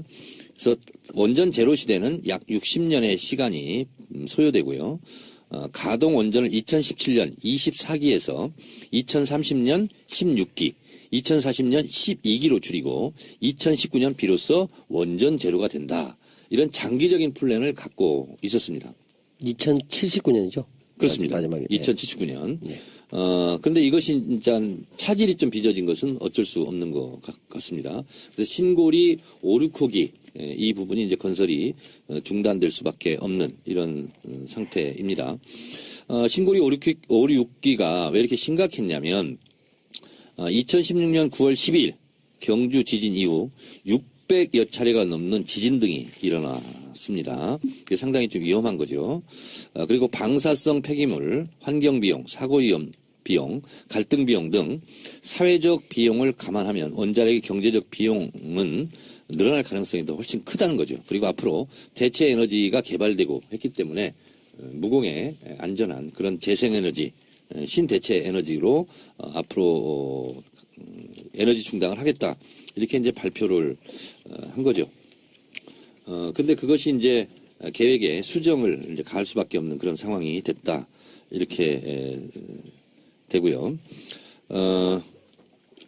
저는 이번에 공론화위원회의 이 과정을 보면서 2박 3일 합숙도 했더라고요. 네. 그래서 반대편, 건설 반대, 그리고 건설 찬성, 양쪽의 전문가들이 나와서 발제도 하고 이렇게 했는데 그것이 뭐 불공정했다. 내부에 이제 이런 시비거리가 없는 건 아닙니다. 디테일한 문제로 들어가 보면. 그러나 이것이 전 국민적으로 이 부분이 그렇게 부정적인 평가를 받고 있는 것 같지는 않습니다. 그래서 한번 시도했던 이 수구 민주주의가 다른 분야에까지 좀 확대되는 것이 어떻겠느냐 이런 여론을 좀 형성하고 있는 것 같습니다. 저는 직접민주주의와 간접민주주의 형태가 혼합돼서 이렇게 집단적으로 한번 어떤 문제에 대해서 깊이 있게 들여다보고 공부하고 토론회에서 내는 이 도출 과정, 이것은 역대 정부에서 없었던 첫 번째 실험이었고 그래서 지금 좀 부족한 부분이 있다면 좀 더 보완해서 이렇게 국가정책을 갈등을 유발할 수 있는 정책 같은 경우는 이렇게 합의해 나가는 과정이 앞으로 필요하지 않겠는가. 이것이 숙의 민주주의이면서도 성숙 민주주의 아닌가 그런 생각을 해봤습니다. 네, 말씀 잘 들었고요. 저도 굉장히 긍정적으로 지금 지켜봤는데 남배우님 하나 좀 질문 드릴까요? 궁금한 게 있습니다. 네. 이번에 사실 그 원전 관련해서 찬성하는 분도 계셨고 네. 또 반대하는 분도 계셨습니다. 뭐 팽팽했죠. 처음에 시작할 때. 그런데 결국 이 수기 민주주의 절차를 거쳐서 나온 그 결론에 대해서 과연 그 반발이 없었는지 뭐 그 부분에 대한 여론은 어땠는지 좀 궁금하네요. 반발은 충분히 있었고요. 그 그런가요? 이후에도 탈원전에 대한 것들을 꾸준히 얘기하겠다고 얘기했고, 뭐 그건 당연히 이제 소신이고 정책적으로도 맞다고 판단하신 분들은 계속적으로 이제 탈원전 해야 된다 얘기를 하실 것 같은데, 네. 앞서 말씀하셨듯이 우리가 실험해 보지 못했던 그 민주주의적 절차나 과정을 통해서 문재인 대통령도 자신 입장과 반대되긴 하지만 어쨌든 이런 과정들을 통해서 우리가 한층 성숙해졌다. 이런 부분은 굉장히 큰 성과 같아요. 그래서 오히려 이 원래 굉장히 반대했던 분들 입장에서도 좀 서운하지만 네. 이 참 성숙한 이런 네. 그 수기 민주주의 과정을 이 정부가 도입했다는 것에 대해서는 칭찬하는 것 같아요. 네, 결국은 뭐 모두가 인정할 수 있는 결론이었다라는 그런데 이제 점에서 네. 아쉬운 건 이런 부분이 있죠. 아무래도 네네. 이제 원전을 개발하고 원전을 만들고 이런 부분들이 훨씬 더 여론을 많이 장악할 수 있고 전문성도 많이 갖고 있고 뭐 이런 여러 가지 부분들이 있기 때문에 이런 그 얘기를 할 때 상대적으로 여러 가지 그 대응 논리나 과학적 분석이나 이런 부분들에서 조금 기울어진 게 아니냐 이런 얘기는 있을 수 있다고 봐요. 그래서 향후에 다른 문제를 논의할 때도 충분히 그런 조금 네. 이해될 수 있을 정도의 균형을 좀 맞춰주고 이렇게 결론이 난 다음에 네. 더 성숙하지 않을까. 아무래도 이쪽은 원전에서 너무 많은 연구를 하고 이제 네. 여론을 장악하고 원전도 나왔기 때문에 네. 좀 시민단체나 이쪽이 좀 불리하지 않았나 이런 부분이 있는 것 같아요. 손 의원님 일단 이 수기 민주주의 방식에 대해서는 뭐 긍정적으로 보시나요? 원래 문재인 대통령 이런 사람이에요. 많이 듣고 그리고 들어줘요. 그리고 자기가 보기에 아니라고 생각하면은 네. 단호하게 얘기를 하고요. 그렇다고 생각하면 자기 생각을 바꾸거든요, 그분이. 박원순 시장도 서울시 행정에 좀 상시 적용하겠다라는 말도 했네요. 그거 아무나 할 수 있는 게 아닙니다.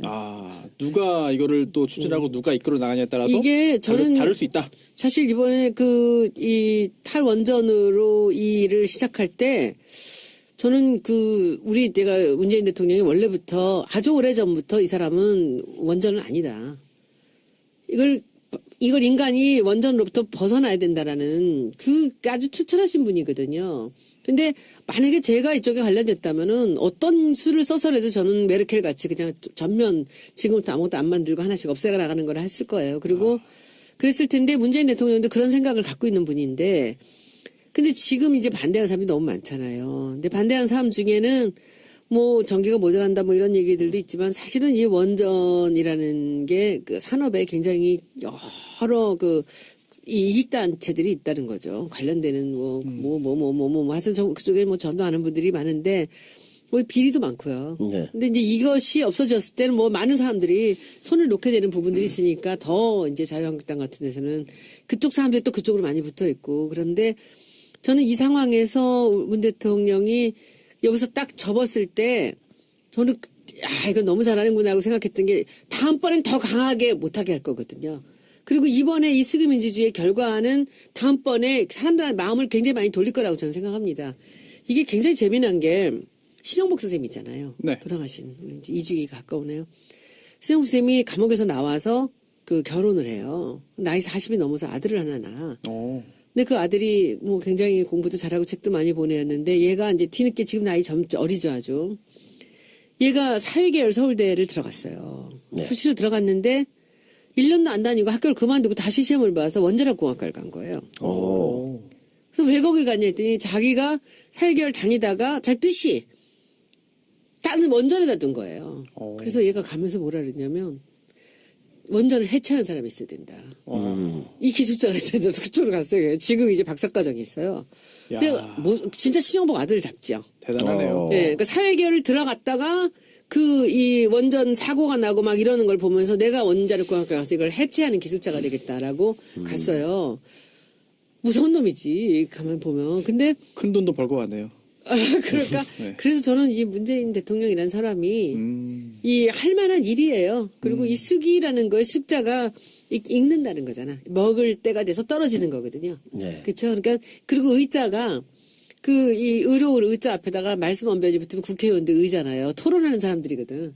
서로 얘기를 하는 사람들인데 이거서 떨어질 때까지 결론이 날 때까지 얘기를 하는 거죠. 그러니까 숙이라는 거는 정말 그 숙자가 근데 조금 있을 수도 있을 것 같아요. 제가 요새 이상하게 제가 문바 같은 이상한 티를 내는데 누가 봐도 그런데 근데 옛날에는 별로 티 나요. 티 나요. 근데 이게 왜냐하면 편을 좀 들어줘야 되는 거. 딴 사람들 어린 시절에 이 사람의 성향을 잘 모르잖아요. 근데 그때 당시에 옛날에도 고시 패스하고 이제 연수원 끝나고 나서 김현장 같은 데서 오라는 데도 안 갔잖아요. 그리고 내려갈 때도 무슨 저 고집이구나 마누라 데리고 저런 고생을 시키나 했는데 저는 이분이 자기 소신이 뚜렷한 반면에 어떤 부분은 다 들어주고 귀가 열려 있어요. 근데 웬만해선 자기 생각을 잘 안 바꾸는데 저는 지금도 그 얘기 제가 몇 번 했는데 우리 평화시 나가던 날 있잖아. 12월 5일 날. 네. 그때 백남기 노인 사건 나고 나서 네. 왜 국회의원들이 못 나갔냐. 여기서 한바탕 진성준이랑 우리 싸우고 난리를 치고 나서 제가 이제 용기를 갖고 간 거예요. 그래서 그 대표님 방에 들어가서 드릴 말씀이 있다 그랬더니 눈도 끄뻑끄면서 뭐죠? 앉으세요. 그래. 그래서 앉아서 그 얘기를 딱 했더니 저를 보더니 눈을 끄뻑끄뻑 하더니 우리 갑시다. 깜짝 놀랐어요 저는. 그때. 제가 얼마나 어렵게 이 얘기를 다른 사람들 다 반대했잖아요. 근데 얘기를 하는데 씩 웃으면서 눈을 끔뻑하면서 우리 갑시다. 그러고서 나간 거야 12월 5일 날. 그래서 그때 내가 내가 젊어서부터 저분을 잠깐 봤지만 저렇게 자기가 듣는 얘기와 받아들이지 않을 얘기를 이렇게 판단을 빨리 하시는구나라는 거 그때 제가 그 사람 문재인이라는 사람에 대해서 믿음이 가기 시작했어요. 근데 이번에도 운동권 1학년 때 경험은 이렇게 오래 갑니다. 그래요. 네. 왜냐하면 첫 경험이잖아 그런 게. 왜냐하면 손혜원 의원님도 처음 나갔다면서요. 처음 하지. 그러니까 그렇게 기억이 오래 가요. 아니야, 처음 나가서 오래 간 게 아니라 나는 그때 국회의원은 1학년이라 얘기하는 줄 알았습니다. 나는 그때 국회의원들의 그날 참여 같은 거 사실은요. 이거는 나중에. 아니 근데 그 전에도 대통령이 국회의원들이 수십 명씩 나간 집회가 많이 있었어요. 그렇긴 했죠. 난 나중에 역사가 기록할 것 같아요. 문재인이 결정했던 그 상황들이. 저는 그때보다 더 감동적이었던 게 세월호 유민 아빠 살리겠다고 단식 결정했을 때 네. 아마 주변에 참모들 많이 말렸을 겁니다. 그때 정치적으로 이거 자충수 아니냐라는 평가도 그렇죠. 많았습니다. 그래서 저는 그때가 더 사실은 감동적이었어요. 그건 정말 정치적인 불이익을 감수하고 왜냐하면 대선 상관없다라고 한 후보를 거죠. 했고 유력한 대선 주자인데 단식 투쟁을 하는 거는요 굉장히 큰 결단이거든요. 그러니까 집회장에 나가는 것보다 더 큰 고뇌에 찬 결단이거든요. 저는 그때 인간 문재인의 모습을 봤죠. 네. 그래서 사실은 제가 그때 단식하러 며칠 전에 먼저 갔다가 쫓겨났었어요. 아 그래요? 필요 없다고? 유민 아빠는 가만히 있는데 옆에서 또 뭐 쉬하러 오는 거 아니냐. 그래서 우리가 한 열 몇 명이 갔었어요. 동주 단식 하겠다고. 네. 쫓겨났어. 아하. 그랬다가 다시 문재인 대표가 간 거예요. 네. 그냥 앉아서 한 거야. 그래서 옳다커니 잘 됐다. 그리고 나도 그냥 이틀인가 뒤에 얼른 따라가서 앉은 거거든. 그렇게 됐던 건데 한 번도 말씀드리지 않았던 비사를 제가 말씀드리겠습니다. 오, 네. 그런 거 좋습니다. 문재인 대통령이 9일인가 10일인가 하고 단식을 이제 그만두셨잖아요. 그래서 옆에서 제가 단식을 계속 했잖아요. 근데 이제 본인이 굉장히 미안하기도 하고 짠하기도 했나 봐요. 그래서 김정숙 여사랑 두 분이 저한테 2번 오셨어요. 단식 그만하라고. 힘들다고. 근데 오셔가지고 하는 말씀이 뭐냐면 왜냐면 단식을 난 무작정 시작했고 무작정 그만둘 수도 있잖아요. 근데 이제 정치인들이 단식 그만둘 때는 뭐 이런저런 명분이 있고 막 그러잖아요. 네. 혹시 그럴까봐 정 의원 혹시 단식 그만둘 때 필요하면 나한테 연락하라고. 그러면 본인이 그만두라고 해서 권유해서 그만두는 것처럼 하고 기자회견을 하면 자기가 뒤에 서 있겠다고 병풍처럼. 배려심까지. 2번 그런 말씀을 2번 오셨었어요. 그래서 이 양반이 참 속정이 있네. 그런 생각이 좀 들었었어요. 2번이나 와서 그러셨다니까. 속정 있지. 네. 속정. 이게 제가 드린 말씀은 혹시나 네. 아주 극히 당연한 문제에 있어서 어허, 네. 적폐 세력이나 이런 사람들이 수기민주주의를 가지고 악용하거나 뭐 이럴 경우의 위험성에 대해서 얘기하면서 오히려 이 수기민주주의 영어로 Deliberative Democracy. 네. Deliberative. 네. 네. 그렇고요. 심의 민주주의라고도 불립니다. 다 아시겠지만 수기 민주주의는 직접 민주주의와 간접 민주주의가 혼합된 형태이고요. 우리가 보통 투표, 여론조사와는 달리 심층적으로 어떠한 부분을 심도 있게 토론하고 그래서 결론을 내는 건데요. 그 결론을 내에 있어서 합의가 되지 않으면 표결하는 걸로 이렇게 되어 있습니다. 수기 민주주의라는 용어는 조셉 M. 베세트라는 학자가 처음으로 사용했는데요. 1980년에 저술한 수기 민주주의, 공화정부에서 다수 원리라는 책에서 처음으로 등장한 용어입니다. 이 부분에 대한 수기 민주주의에 대한 권위자라고 그럴까요? 학문적 업적을 남긴 분은 제임스 피쉬킨이라는 분인데요. 15년 이상 수기 민주주의 실천적 이행을 이분이 설계했고 연구해 왔던 분입니다. 이분이 얘기하는 5가지 갖춰야 될 조건이 있습니다. 그 5가지 조건을 이번에 신고리 5, 6기 수기민주주의 과정 속에서 잘 지켰느냐 하는 부분에 대해서 여러 가지 평가가 있습니다. 제임스 푸시킨 미국 스탠퍼드 교수가 제시한 5가지 조건은요.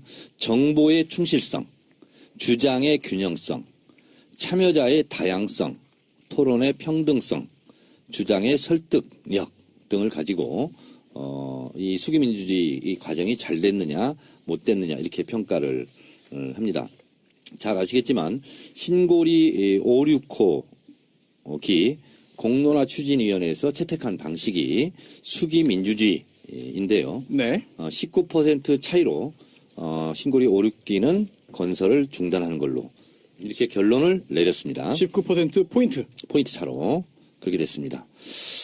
근데 우리가 이 부분에 대해서 한 가지 바라봐야 될 관점은 문재인 대통령은 신고리 5, 6기기 건설 중단을 공약했습니다. 그렇죠. 그래서 일각에서는 공약을 파기했다. 네. 이렇게 얘기하기도 합니다. 다른 대선 주자도 유사한 공약이 있었죠. 그렇습니다. 그런데 문재인 대통령은 자신이 공약했을지라도 다시 한번 국민들에게 물어봐서 그걸 따르겠다 했기 때문에 좀 더 저는 민주주의적인 지도자다. 저는 이렇게 개인적으로 평가를 합니다. 오늘 경향신문에서 첫 수기 민주주의 실험, 실제 목격자들의 평가라는 기사가 떴는데요. 대체적으로 이 수기 민주주의가 첫 번째 시도였는데 대체적으로 잘 됐다 하는 것이 경향신문의 기사 제목인데요. 여러분들이 한번 참고해 보시기 바랍니다. 첫 수기 민주주의 실험, 실제 목격자들의 평가는 해서 네. 오늘 기사가 떴는데요. 대체적으로 긍정적인 평가를 하고 있습니다. 저는 수기 민주주의 이 과정을 통해서 신고리 건설 중단이 결정이 됐는데 우선 신고리 건설 오륙교기 건설 중단을 위해서 그동안 진짜 헌신적이고 몸바쳐 싸워오신 중단을 외쳤던 저도 거기에 속하고 네. 개인적으로는 문재인 대통령도 그런 입장이었습니다. 그분들이 좀 허망함, 허탈함 이런 것이 있을 것 같습니다. 그래서 그분들께 심심한 위로의 말씀을 전해드립니다. 그런데 이런 방침이 정해져서 그 공론화위원회의 결정을 따르겠다고 했고 청와대는 즉각 수용 입장을 밝혔습니다. 그래서 그 부분은 그렇게 갈 것 같습니다. 근데 우리가 이 부분에서 한 가지 우리가 짚어봐야 될 것은 노무현 대통령이 탈원전 정책을 공약을 했지만 노무현 정부 5년 동안 원전을 다 없애버리겠다. 그런 게 애초에 공약이 아니었습니다. 그러니까 노후가 된 수명이 된 것은 자동적으로 폐기하는 방식으로 해서